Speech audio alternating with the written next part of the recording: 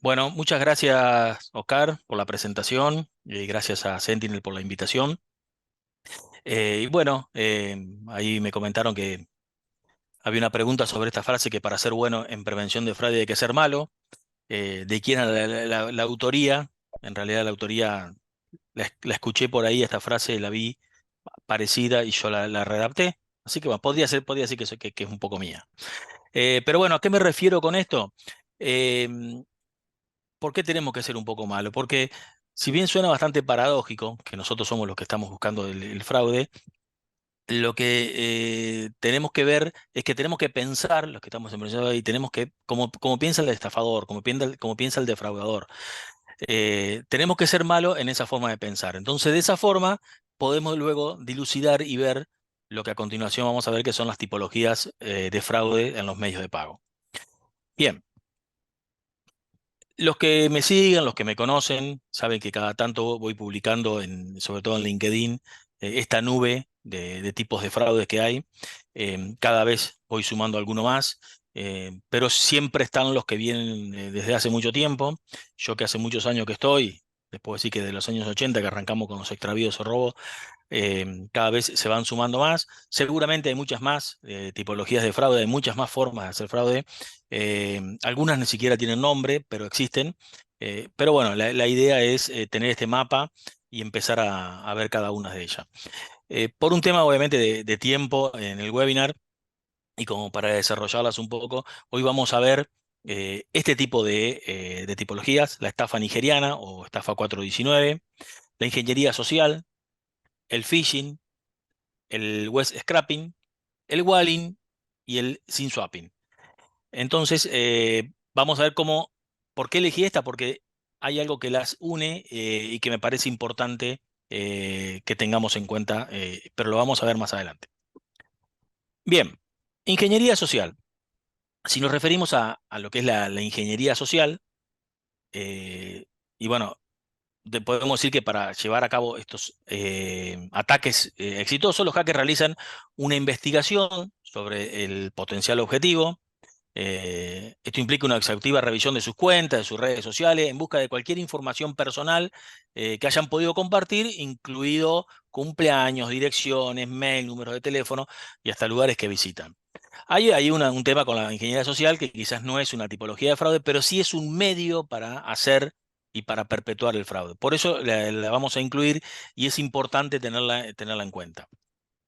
Bien, bueno, la ingeniería social, vamos a ver ahora, eh, quizás esté mal tipificada como una modalidad de fraude, pero sí es necesario entender de qué se trata para ver cuáles son estas modalidades de fraude que vamos a ver más adelante y que están muy ligadas a todo lo que es la parte de fraude y a lo que hoy sucede, sobre todo en Internet y en las redes sociales. Si nos referimos a términos más simples, sí, la ingeniería social implica el uso y la manipulación de los datos para conseguir un fin, ya sea bueno, ¿sí? Por ejemplo, promover la tolerancia, o malo, por ejemplo, para justamente temas de ciberdelito, que es lo que nos afecta a nosotros. Eh, Ahora bien, para llevar a cabo estos ataques exitosos, los estafadores, los hackers, realizan una investigación sobre el objetivo al cual van a apuntar. Esto implica una exhaustiva revisión de sus cuentas, sus redes sociales, en busca de cualquier información personal que hayan podido compartir, incluido fechas de cumpleaños, direcciones de mail, sus teléfonos celulares, si han viajado, dónde han viajado, y cualquier dato relevante que pueda digamos, servirle para luego perpetuar el ataque. La ingeniería social, lo que se sustenta es en justamente la otra frase que está ahí, que es el usuario es el eslabón más débil. O sea, no hay, por lo menos hasta ahora, no hay un sistema en el mundo que no dependa de un ser humano, por lo menos hasta ahora. Entonces, la ingeniería social es una vulnerabilidad independientemente de la plataforma tecnológica que se utilice. Hay una frase que a veces la he escuchado por ahí en algunas presentaciones donde los expertos de la ciberseguridad dicen que la única computadora segura es la que está desenchufada. Y los que se dedican a la ingeniería social, ya sea buena o mala, sobre todo los que se dedican a mala, le responden, siempre hay una oportunidad, ¿sí?, de convencer a alguien para que la enchufe. ¿Por qué? Porque apuntan justamente al eslabón más débil. Algunas de las características por las cuales los defraudadores atacan y saben que pueden ahí buscar información, dentro de lo que es la ingeniería social, es que, bueno, sabiendo que somos el eslabón más débil en la cadena, los ciberdelincuentes utilizan técnica para obtener información por medio de diferentes modalidades, ¿sí?, que les va brindando la tecnología. Por un lado, nos gusta empatizar, queremos ayudar. No ayudar nos hace sentir mal, y por el contrario, sentir que ayudamos nos produce sensaciones agradables. El atacante muchas veces simula tener problema por lo que necesita, ¿sí?, ayuda desesperada. ¿Cuántos casos hemos visto donde necesita desesperadamente que lo ayuden? Y es ahí donde nosotros bajamos nuestras defensas. Somos confiados, nos agrada que confíen en nosotros, confiar nos genera sensaciones agradables en nuestra persona. Tendemos a ser confiados, y si algo puede llegar a ser cierto, muchas veces elegimos, ¿sí?, creerlo y que es cierto. Más aún cuando consideramos que detrás de ese hecho supuestamente cierto hay algún beneficio para nosotros. Las innumerables cadenas que hay en las redes sociales y que circulan, que son falsas, pero que en principio creemos creer, pero con simplemente hacer una búsqueda en internet nos damos cuenta que son totalmente falsas, pero a veces no hacemos esa búsqueda y en realidad eh, buscamos cliquear donde no debemos. A todos nos gusta ser halagados, nos gusta que nos adulen, todos buscamos un reconocimiento en nuestra vida personal, en nuestra vida profesional, en nuestra vida sentimental también. Nos gusta hablar de nosotros mismos, el ego nos genera una sensación de superioridad que nos hace sentir seguro, y es ahí donde bajamos la guardia y descuidamos cierto detalle.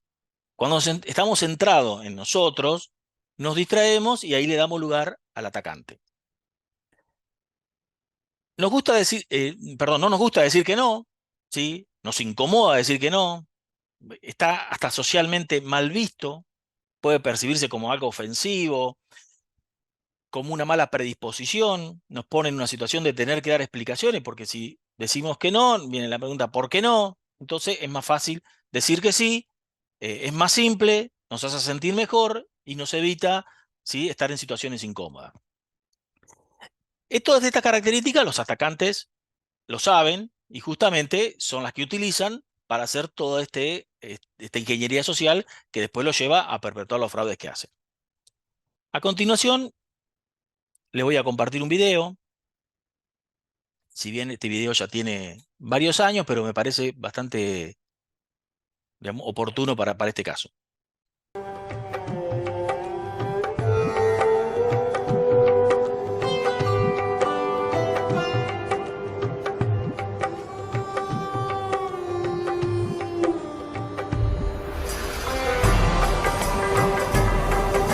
Dag Fien. Dus gewoon. Ik zie een school tegen Antwerpen. Ja, Insecten. alsjeblieft. Ik voel twee insecten op je rug. Kan dat? Ja, vlinders. Slovenië? Zo hè. Een moto.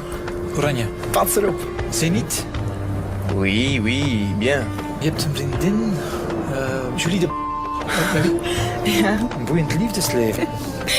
3, 4 zelfs. De vierde, daar zwijg ik meestal over, dus dat weten niet veel mensen. Hoe is mijn spierscheur? Maison rouge, balcon blanc. Ja.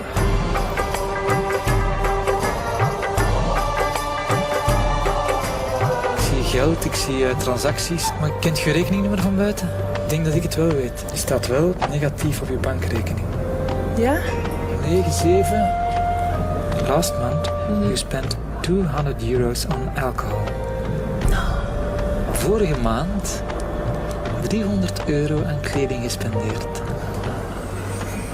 8, Ja. 5 voor een huis dat van eigenaar gaat veranderen. €795.000. Ja, maar eigenlijk.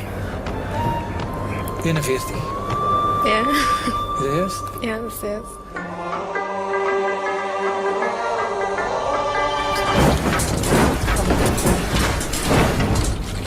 Oh my god. Oh nee. Ah, dat is, ik weet niet hoe eng.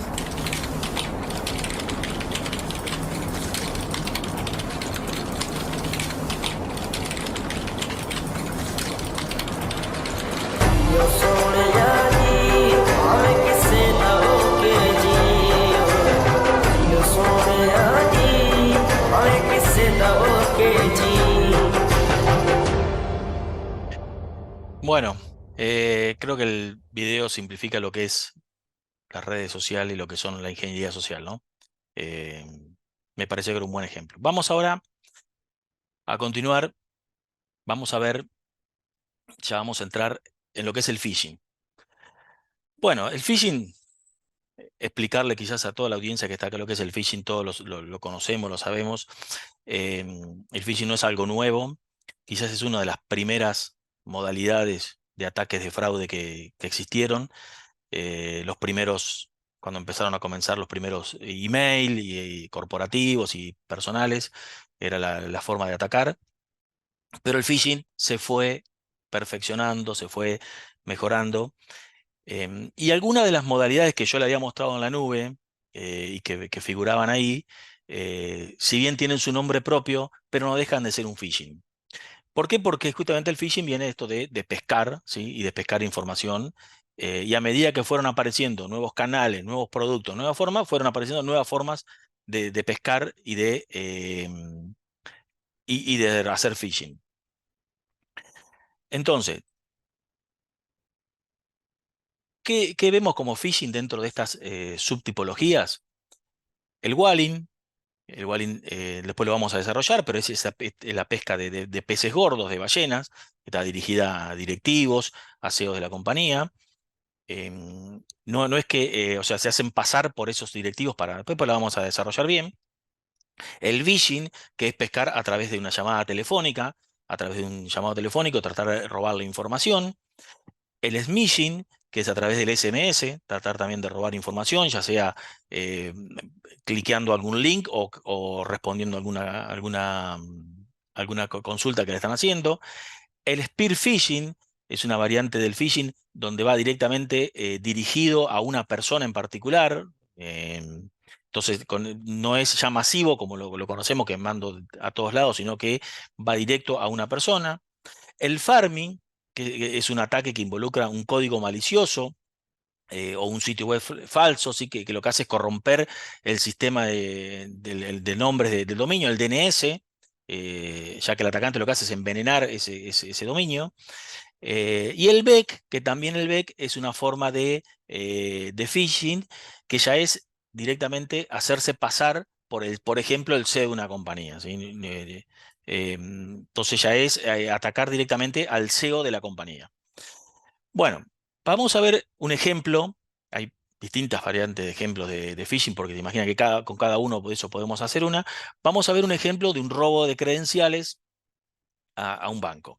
¿Cómo es el proceso? ¿Cómo hace la víctima? Bueno, lo primero que hace consiste en escoger la víctima del ataque, es decir, a qué persona quiere llegar el phishing para, por ejemplo, en este caso, robarle sus credenciales o algún sistema de información. Vamos a suponer que un atacante quiere hacerse de las contraseñas de acceso de los clientes de la banca virtual del bancoseguro.com. Una vez que tiene identificado, el segundo paso consiste en comprar, ¿sí?, un dominio que sea lo más parecido posible al de la víctima, que en este caso es el Banco Seguro. Por ejemplo, en este caso puede que se comprar un dominio que diga banco.seguro.com.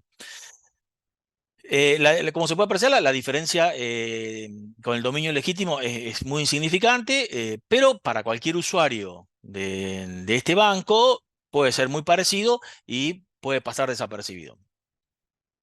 Eh, entre otras cosas, lo que hacen los defraudadores cuando compran estos dominios, los compran con tarjetas falsas o con tarjetas robadas. Entonces es muy difícil rastrear esta información. Luego, el siguiente paso, lo que hace una vez que ya tiene el dominio, va a crea el sitio web, ¿sí? Con ese dominio falso, y lo que hace es, eh, para lograr esto, lo que hace es usar herramientas de phishing que ya han sido desarrolladas por diferentes contribuidores de la industria, sobre todo de la ciberseguridad, y con la ayuda de esta herramienta se puede copiar los sitios web y hacer réplicas exactas. O sea, lo que hace es una réplica exacta del banco con estas herramientas.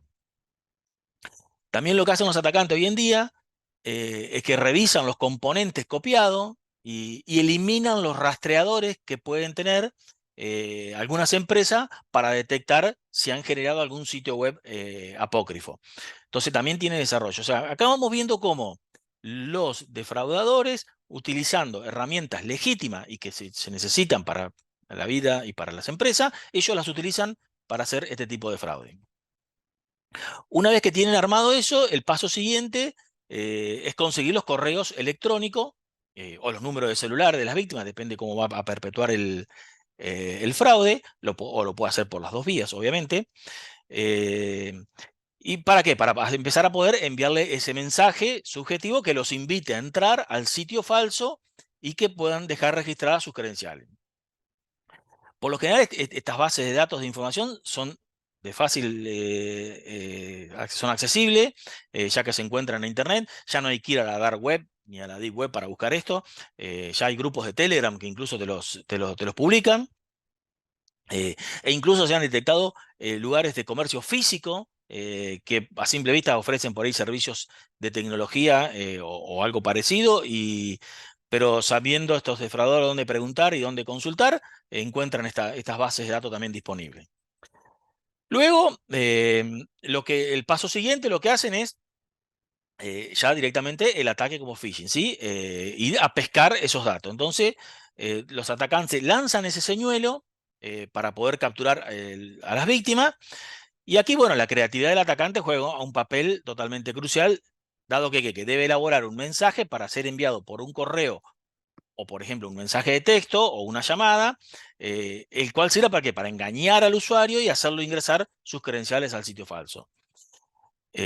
Atacantes que ya son más sofisticados montan incluso un servicio de correo sobre el dominio fraudulento adquirido, a fin de que si el ataque, ¿para qué? Para que el ataque sea más creíble. Entonces le dicen, si cualquier consulta o cualquier duda, te puedes comunicar con este correo, ellos mismos le responden, haciéndose pasar obviamente por el banco.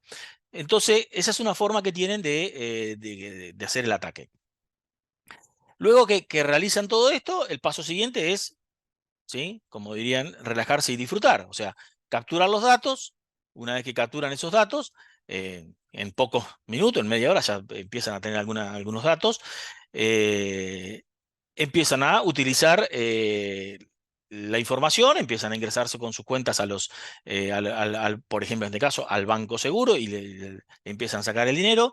Y también lo otro que hacen, aprovechan y dicen, justamente con la ingeniería social, por eso es que vamos relacionando esto todo con la ingeniería social, lo que hacen es, dice, si este cliente tiene un banco seguro, tiene esta contraseña, es muy probable que en otra billetera, en otro banco, también tenga la misma contraseña y van probando. Entonces, de esa forma hacen propicio su phishing. Entonces, básicamente, este es el phishing. Algunas para detectarlo, si bien seguramente ya muchos los conocen, bueno, son el tema de los textos mal escritos, el tema del texto mal escrito con errores ortográficos, con errores gramaticales, eso puede llegar a dar ayuda para detectarlos. Hay una mala noticia para esto, que a raíz del ChatGPT les está facilitando las cosas porque ChatGPT les escribe sin errores gramaticales, sin errores ortográficos, entonces también es un tema.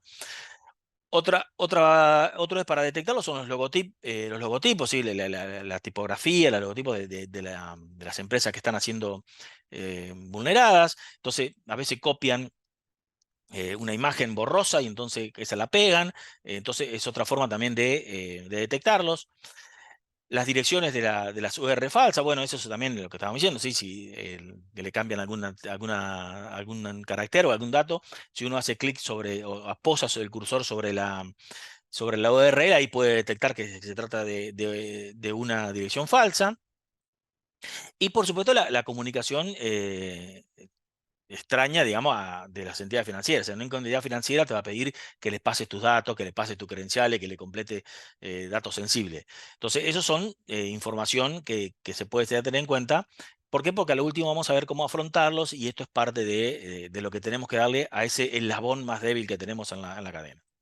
Aquí les dejo algunos casos de ejemplo de phishing y de Netflix, por ejemplo, donde le piden información que actualice la información del pago y que agregue las tarjetas de crédito que va a pagar. Obviamente esto es falso y no actualizas nada. De PayPal, donde también le hacen un requerimiento ahí que responda y le hacen que clique ahí e ingrese el login de la cuenta de PayPal. Después tenemos, bueno, la de Netflix de abajo también, donde ve la dirección de correo, que es totalmente apócrifa. Tenemos, bueno, una ahí de banco, perdón, me fui de Banco Galicia, que es totalmente, digamos, burda, donde le dicen que sincronice el doble factor de autenticación y en realidad termina ingresándolo y haciéndose el defraudador. Bien, vamos con la estafa 419 o estafa nigeriana. Esta estafa, esta estafa nigeriana o 419, lleva su nombre por el Código Penal de Nigeria, que era el Timo 419, y hace referencia a eso. ¿En qué se basa? Bueno, en seducir a una persona con la idea de acceder a una suma muy elevada de dinero y convencerla de pagar un adelanto como condición, ¿sí? Para recibirla. Entonces, ¿dónde radica la estrategia de todo esto? Bueno, eh, la estrategia radica en que si bien el importe total que se le exige a la víctima suele ser muy alto, la fortuna a la que accederá, la recompensa es mucho más grande y eso lo hace atractivo. Como medio para la estafa se utilizan generalmente el correo electrónico. Si el correo es el que más se ha visto y se ha utilizado. Si bien este tipo de fraude se denomina estafa nigeriana porque se llevó a cabo en Nigeria, sí, ya se realiza obviamente en todas las partes, en todo el mundo. Y se han identificado muchas maneras o engaño a las víctimas. Se les dice que se le ha adjudicado una herencia o que una cuenta de banco ha sido abandonada y se le informa que han ganado o que han ganado una lotería, un contrato por ahí de alguna obra pública o que se le donará algún dinero por alguna persona que ha muerto. Vamos a ver a continuación cómo es este proceso. En principio, bueno, el atacante lo que hace es se comunica con la víctima por medio de un correo electrónico, generalmente donde le informa que tiene un premio, que tiene, o sea, una herencia, o hasta incluso una promesa de amor. Vamos a ver después un ejemplo. Una vez que la víctima estableció contacto con el defraudador, ahí es donde el defraudador le empieza a enviar información. Por ejemplo, documentos sellados y firmados que aparentan ser oficiales, sobre todo si estamos tratando de alguna herencia, u otro tipo de información que le indica que la promesa es genuina y por lo que le exige un depósito o una suma de dinero con el pretexto de costear algunos honorarios, con algunas remuneraciones, comisiones, y en el caso de que sea, por ejemplo, algo sentimental, para afrontar algún problema económico. De esta manera, lo que hace el estafador es una construcción de seguidillas de excusa que le permite sostener la estafa y la expectativa de la víctima de recibir esa millonada o esa promesa inicial que le había dado, ¿no? En la mayor parte de los casos, los timadores juegan con el miedo y con la preocupación de la víctima. Por ejemplo, en Nigeria, que era donde se comenzó todo esto, se le decía a las personas que peligraba la posesión de sus pertenencias y que de no pagar este adelanto que se le estaba pidiendo, podían sufrir algún tipo de gastos y perder todo lo que tenían. Entonces la gente terminaba enviando ese dinero. Y bueno, eso, aunque muchos ya sabemos y estamos familiarizados con ese famoso mail del príncipe nigeriano, ¿sí? De esa promesa de fortuna, se han visto que existen diferentes tipos de fraude. Vamos a ver un caso práctico que esto pasó. Esto pasó en Brasil, fue en la época de la pandemia, donde una jubilada eh, perdió 208.000 reales en San Pablo por un falso Johnny Depp. ¿Se acuerdan ahí que Johnny Depp en ese momento estaba cruzando un juicio que lo estaba haciendo su ex esposa por violencia doméstica? Entonces esta persona se hizo pasar por Johnny Depp diciéndole que necesitaba costear los gastos del juicio, le prometió que cuando terminaba todo le iba a visitar a Brasil y que iba a vivir con ella, y bueno, y esta persona cayó en ese tipo de estafa. Y acá les comparto otra, esta me pasó a mí, la viví real, allá en el 2018, donde me llegó una promesa laboral de General Electric, donde me prometían ahí un sueldo entre 300.000 y 400.000 dólares anuales, y que para eso, acá se los resumí, pero en realidad me habían mandado dos documentos, uno en español y otro en inglés, de 3 o 4 páginas, donde me explicaban todo lo que me incluía. Bueno, tengo alojamiento por un año para mi familia gratuito, y todos los beneficios de la compañía, y me decían que tenía que ir a una entrevista a, creo que era Los Ángeles, para lo cual tenía que depositarles 1.826 dólares. Y como verán, me lo habían enviado el 2 de agosto y esto tenía que hacerlo antes del 8. O sea, me estaban apurando para hacer ese depósito. Bueno, vamos ahora con el SIM swapping. De a poquito vamos complicando la cosa. El SIM swapping es otra modalidad también que estuvo muy en vilo en la región y pegó mucho en distintos países. Ahora bien, si nos detenemos a pensar con qué llenamos el espacio de nuestro celular, de nuestro smartphone, y a qué información nos daría más miedo perder, seguramente mucho de los usuarios antepondrían sus aplicaciones de redes sociales, ¿sí? De fotos, de video que tienen.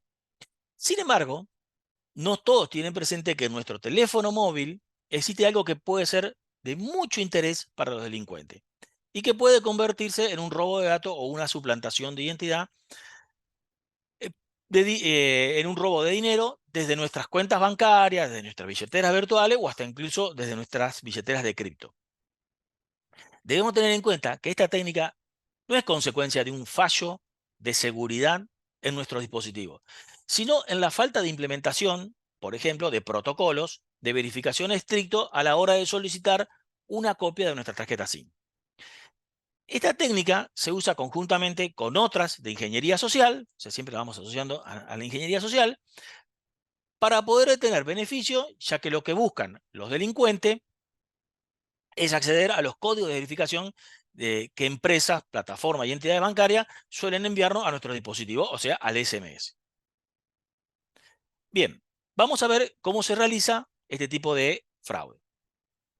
Entonces, en una primera fase, los delincuentes tratan de obtener las cuentas del usuario, normalmente aquellas relacionadas con la banca online, para maximizar el beneficio económico, ¿no? ¿Y esto cómo lo hacen? Bueno, a través de, obviamente, la ingeniería social. Una vez conseguida la información de las cuentas, los delincuentes tratan de obtener un duplicado de la tarjeta SIM de la víctima para así poder recibir los códigos de verificación de SMS, o sea, el doble factor de autenticación. Para eso los criminales se aprovechan de las pobres medidas de verificación que tienen las entidades y que suelen solicitar algunos operadores. O sea, ellos saben que los operadores no les exigen nada para entregar esa tarjeta SIM, simplemente con un documento, y a veces no validan porque como ellos no sufren el fraude de las operadoras telefónicas, no les preocupa mucho, y saben que los bancos y muchas billeteras virtuales tienen como doble factor de autenticación solo el SMS. Entonces, bueno, tras recopilar la información de la víctima, a través de las redes sociales, realizan un llamado o se presentan físicamente y obtienen esa tarjeta SIM.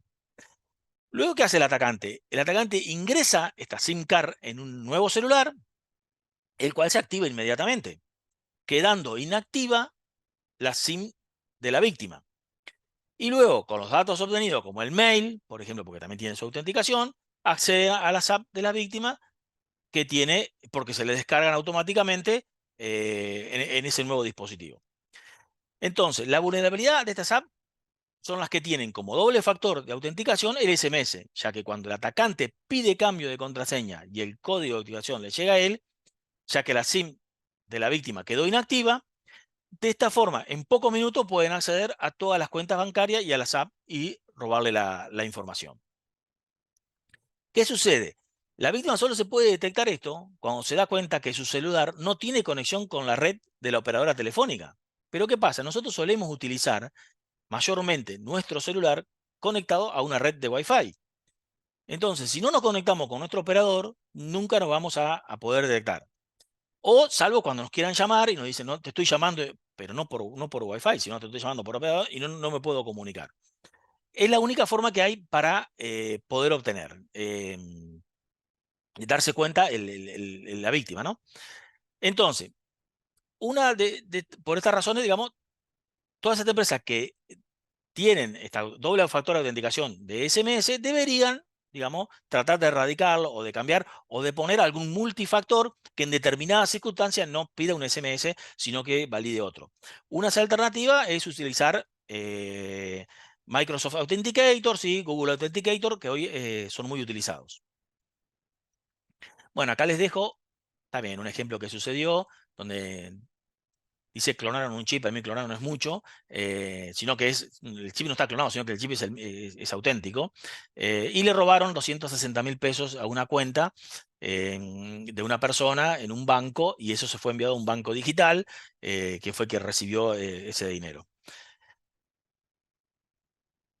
Bueno, sí, vamos a ver ahora el web scrapping. El web scrapping se utiliza en muchas empresas digitales que se dedican a la recopilación de bases de datos.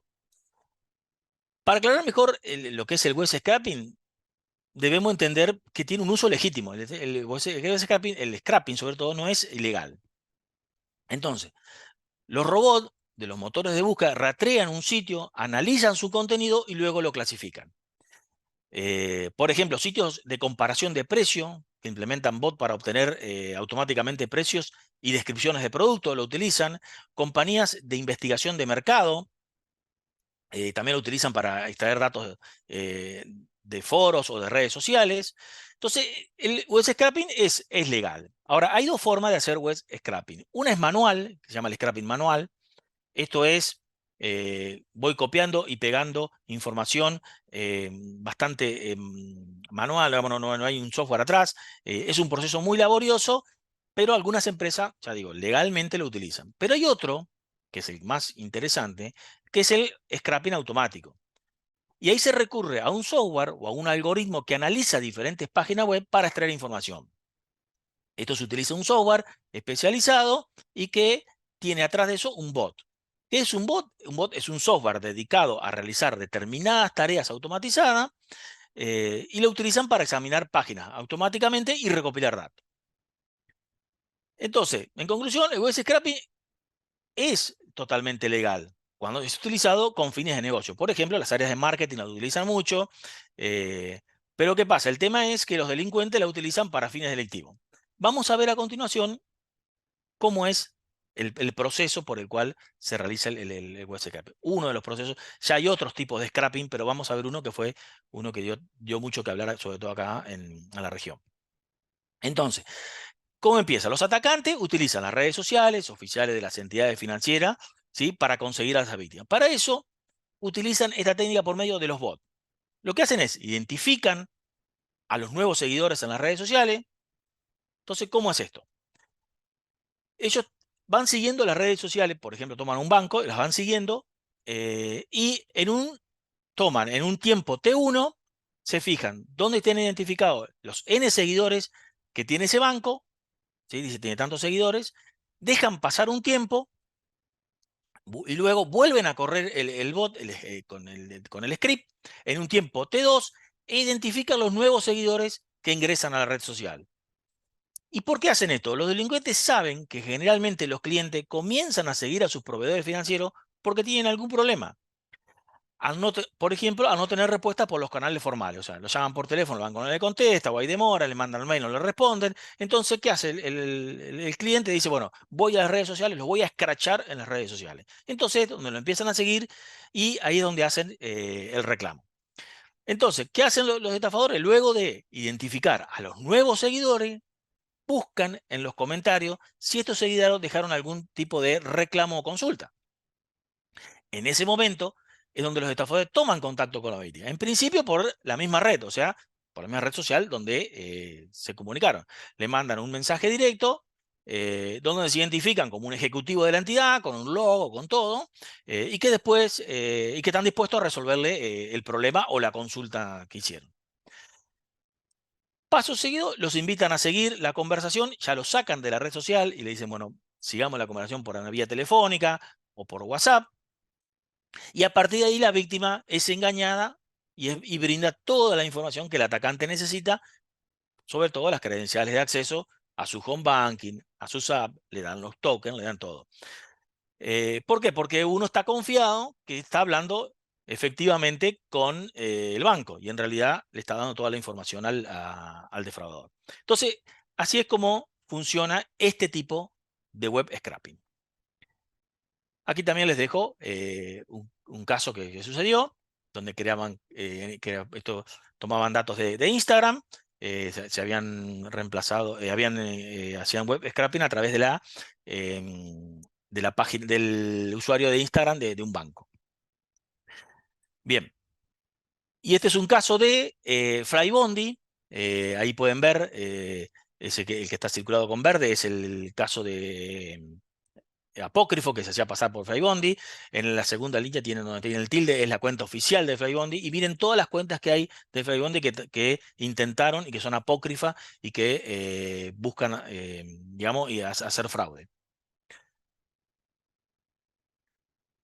Bueno, vamos con el Wallim. Creo que vamos bien de tiempo. Creo que sí. Bien. El Wallim. El Wallim hace referencia a la caza de ballena, a los peces gordos, ¿sí? Es una práctica fraudulenta que usan los criminales. ¿Para qué? Para simular ocupar cargos de niveles superiores en una organización y así atacar directamente a los altos ejecutivos o a otras personas importantes dentro de ella. ¿Con qué? ¿Con qué? Con el objeto de robarle dinero, conseguir información confidencial o obtener algún acceso a un sistema sensible de la empresa. Esta maniobra suele utilizar la suplantación de sitios web y correos electrónicos. ¿Para qué? Para engañar a la víctima y hacer que revele información confidencial o haga transferencia de dinero, que es la más común, la que se ha visto es esta, ¿sí? Que se hacen pasar por los CEO o algún directivo y lo obligan a hacer transferencia a algún empleado. ¿Alguna diferencia de las estafas de phishing? ¿Sí? Que las de phishing en general no tienen un objetivo específico, sino que van masivamente. Las de spear phishing son las que van directamente con un objetivo personal a una persona. Y el Walling lo que hace es elevar a un siguiente nivel este tipo de estafa, porque no solo está dirigida a una persona, sino también lo hace a una forma de una persona que tenga relevancia dentro de la compañía. Entonces, bueno, de esta estrategia sí proviene, bueno, obviamente el nombre phishing, que viene y que busca atacar.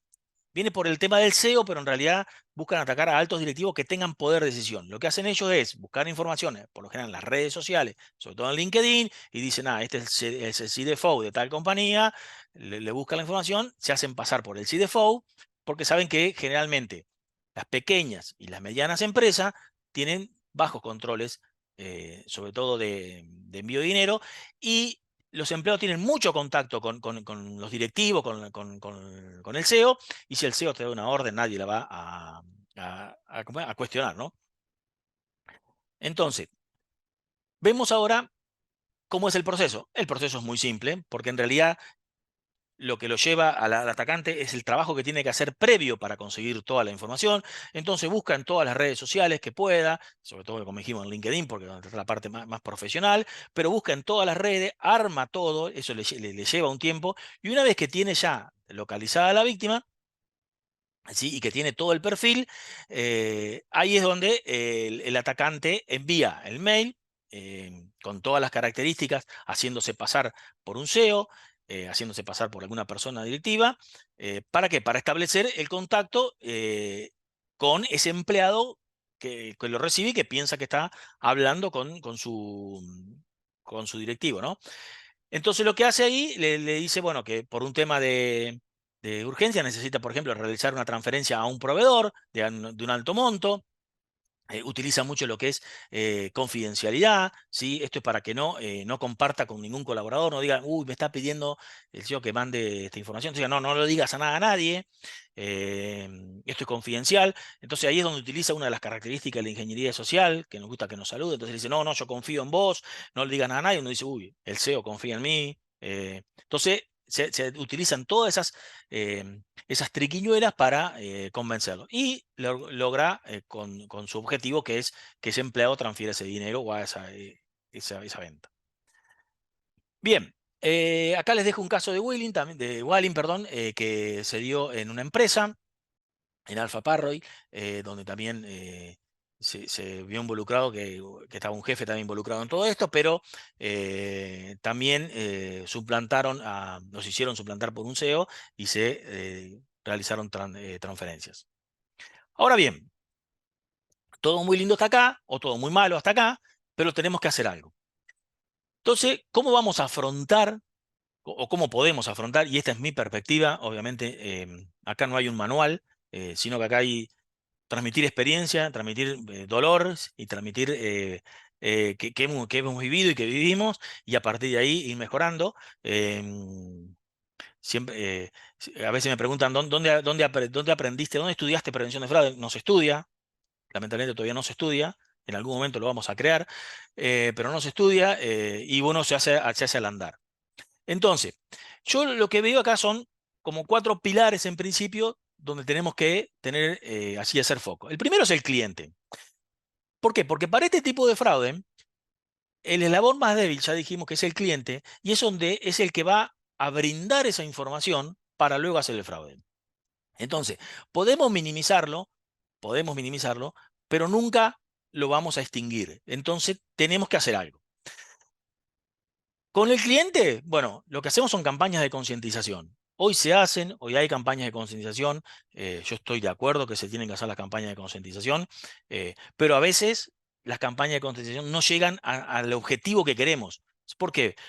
Porque los abrumamos con información, no somos claros en la información, llegamos tarde con la información, cuando ya el fraude ya se fue, y sacaron todo y se fue. Entonces tenemos que poner objetivos. Tenemos que plantear un objetivo y decir cuál va a ser nuestro objetivo de esta campaña de concientización. Por ejemplo, si yo tengo que en el país de al lado, que a mi competidor le hicieron un tipo de phishing, de fraude, por ejemplo, un SIM swapping, no voy a esperar a que tenga clientes que lo atacaron, sino ya tengo que salir a hacer una campaña de concientización. Tenemos que hacer campañas que se entiendan. Se imaginan que el que está del otro lado no es un experto ni en prevención de fraude, ni en ciberseguridad, ni en tecnología. Entonces tenemos que ser claros y tenemos que se entienda lo que estamos comunicando.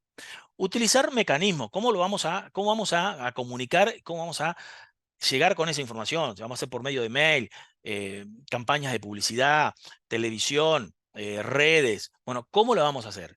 Y obviamente hacer un seguimiento. Hacer un seguimiento de todo esto, de qué efectividad tiene. Podemos hacer encuestas, hay muchas formas de hacer seguimiento y de efectividad de esta campaña. Y lo que yo recomiendo es que tenemos que empezar a interactuar con las áreas.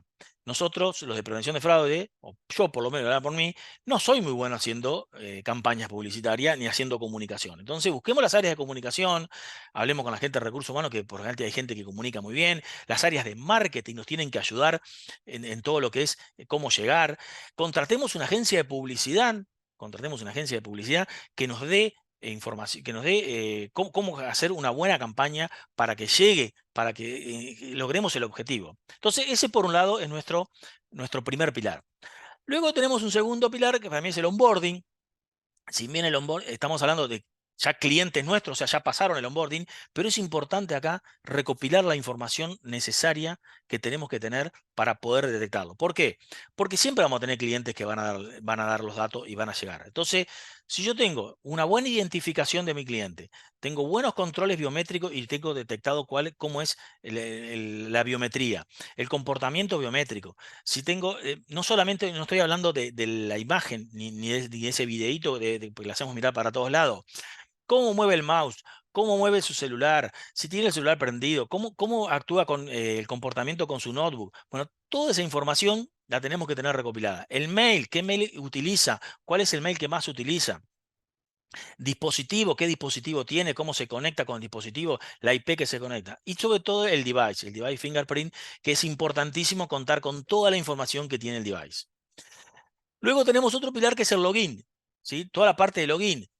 La navegación, cómo navega, esto que decíamos, cómo navega mi cliente, si va, con qué frecuencia, si cierra sesiones, no cierra sesiones, de dónde se conecta, cómo se conecta, la geolocalización de la conexión, si hace cambios de contraseña, si pide nueva contraseña, si tuvo varios intentos fallidos para poder entrar. Toda esa información se va recopilando. ¿Para qué? Para que cuando llegue el momento transaccional, y tengamos una transacción, por ejemplo, en un canal específico o un evento en particular, ¿qué vamos a hacer con esa transacción? La vamos a empezar a relacionar, por ejemplo, con datos de la biometría, con datos de la conexión, con si tuvo cambio de contraseña, si tuvo algún evento con el device fingerprint, si es el mismo dispositivo del que se está conectando. Incluso ya hay herramientas que te detectan si hay cambios de SIM, entonces podemos detectar un SIM swapping. Y también integrar los movimientos de otros productos que tenemos. Si yo tengo una transferencia bancaria y tengo mi cliente que está haciendo una transacción con una tarjeta de débito presencial y tengo una transacción de una transferencia bancaria que viene de una IP de otro país, entonces tengo que tener información para poder relacionar. Entonces, toda esta información la tenemos que correlacionar, la tenemos que relacionar y detectarla a tiempo. No dejar pasar la transacción, no dejarla que continúe, porque ya tenemos datos suficientes como para tener sospecha. Ahora bien, ¿cómo hacemos todo esto? Bueno, necesitamos dos grandes, no quiero decir pilares porque pilares en esto, pero dos grandes ítems. Uno es tener herramientas de prevención de fraude. Necesitamos contar con herramientas eficaces. Todo lo que es el onboarding, tenemos que tener herramientas de onboarding que nos traigan toda esa información, que nos permitan almacenar esa información, que nos permitan proteger toda esa información. La información del login también tiene que estar almacenada. Tenemos que tener herramientas de transaccionales, herramientas que nos permitan monitoreos transaccionales. Y que esa herramienta de monitoreo transaccional también pueda traer toda la información del cliente que tenemos en el onboarding, que tenemos en su login, que tenemos en otros canales. Tenemos que tener una orquestación completa del perfil de nuestro cliente, en canales y en producto. Y otro dato importante es tener un equipo de prevención de fraude, ¿sí?, acorde a esa situación. Tenemos que tener el equipo entrenado, equipos que sean confiables, con gente con experiencia y que nos permita, digamos, llevar a cabo toda esta herramienta y estas soluciones. Yo creo que con todo eso es como podemos afrontar. No se olviden que nosotros tenemos que cuidar a nuestro cliente. Nuestro cliente siempre va a dar los datos. Siempre algún cliente nuestro va a dar los datos. Entonces nosotros tenemos que, en nuestra segunda capa, ¿sí?, protegerlos. Bueno, hasta aquí mi presentación. Espero que les haya servido, que les sea de interés. Acá les dejo mis datos para si quieren contactarse, si me quieren seguir también en LinkedIn, cualquier cosa que necesiten. Y Oscar, si Mario, tenemos querés, una preguntita. vamos a las preguntas. Dale. Ok. Bueno, la primera que no pudimos responder es finalmente qué pasó con General Electric. Ah, no, no. No, bueno, nunca, no respondí, pero bueno, si alguien quiere después que les pase todos los documentos y el mail incluso que me mandaron, para que es apócrifo. Sí, lo Ok, que sí le puedo decir que mi familia estaba ya embarcada con todas las valijas y toda para salir y los tuve que desilusionar. Ok. La otra pregunta es, ¿se puede denunciar o dar seguimiento a fraude con pagos de criptomonedas? ¿Se puede cómo? ¿Se Repetir. puede? Ay, se me perdió. ¿Qué se hizo? ¿Se puede denunciar o dar seguimiento a fraude con pagos de criptomonedas? Bueno, el tema de criptomonedas es muy difícil hacer seguimiento. Entiendo que la pregunta viene de que alguien ha sido, se le hackearon su cuenta y con esa cuenta enviaron y compraron criptomoneda y lo que está buscando es hacer seguimiento de esa criptomoneda. Es difícil, es muy complicado. eh, Hoy, muchos de los casos acá, sobre todo acá en Argentina, se han dado muchos casos que enseguida van a billeteras de cripto y compran criptomoneda y es difícil rastrear. Pero bueno, las billeteras de criptomoneda tienen información como para poder darnos y contar con esa información. Lo que sí es, si yo tengo clientes que ya han tenido ciertas fraude enviado a una billetera para comprar criptomoneda, lo que puedo hacer es, bueno, cuando suceda y vuelvo de vuelta, combino todos estos datos y el dinero está yendo a una de criptomoneda, la puedo parar y validar con el cliente, ¿sí? Ok, bueno.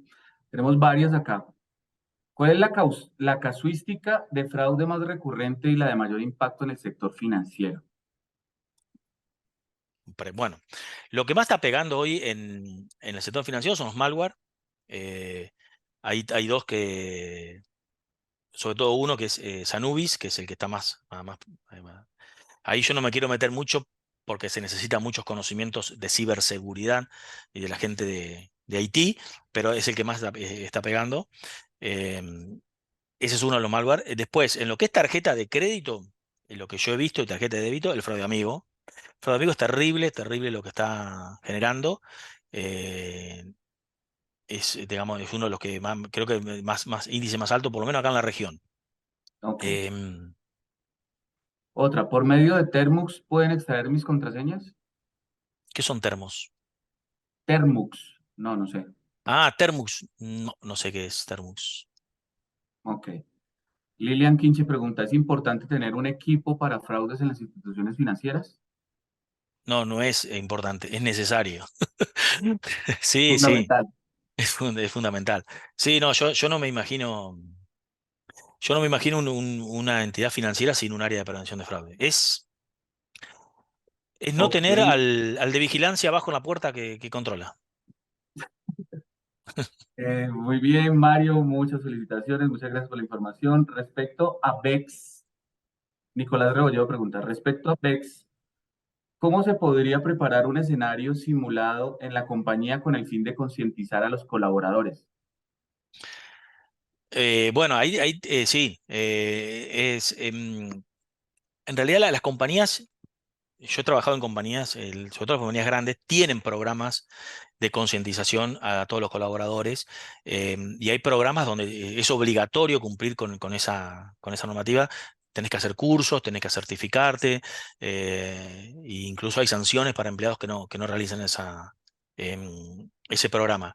Es necesario, quizás acá, y eso me dio pie porque no lo nombré, pero cuando hablé de la concientización del cliente, sí, todo bien concientizar al cliente, pero también tenemos que concientizar puertas adentro. eh, y eso tiene que estar involucrada desde el SEO para abajo todo. Si no está el SEO involucrado, es difícil que se lleve a cabo. Ok.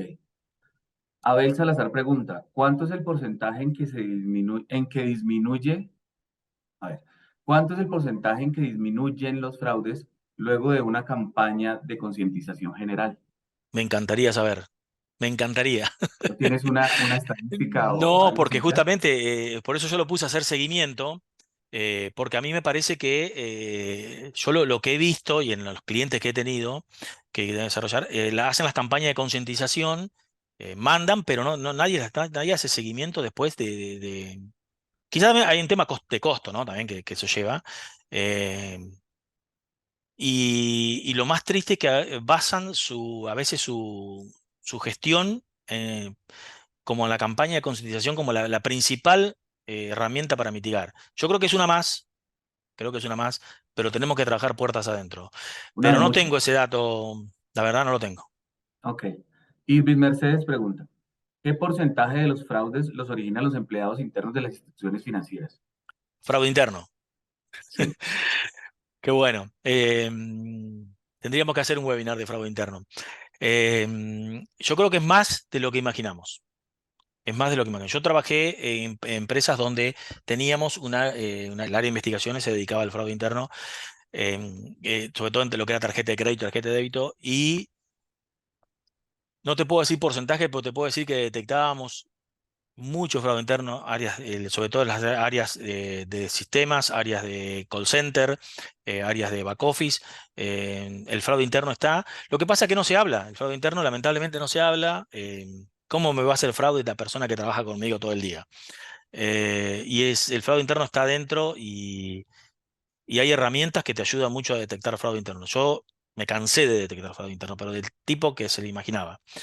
Casos como robos de hormiga de colaboradores, hasta casos donde vulneraban algún dato del sistema para hacerse del dinero. Muy bien, Mario, muchísimas gracias. Tenemos muchas preguntas, esperamos resolverlas posteriormente, ya el tiempo se nos acabó o se nos está acabando. Vamos a recibir todas esas preguntas, las vamos a trabajar con Mario y les vamos a enviar por correo electrónico la respuesta. ¿Te parece bien? Mario. Sí, sí, yo perfecto.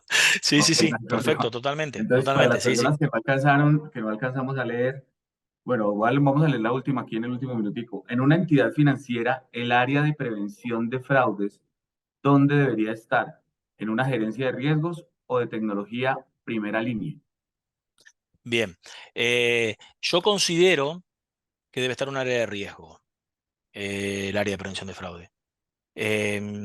¿Y por qué lo digo esto? Porque el área de tecnología tiene obviamente todos los conocimientos, eh, pero por lo general en el área de tecnología depende el área de seguridad de información. Ok, Entonces hay un doble control, existiría un doble control.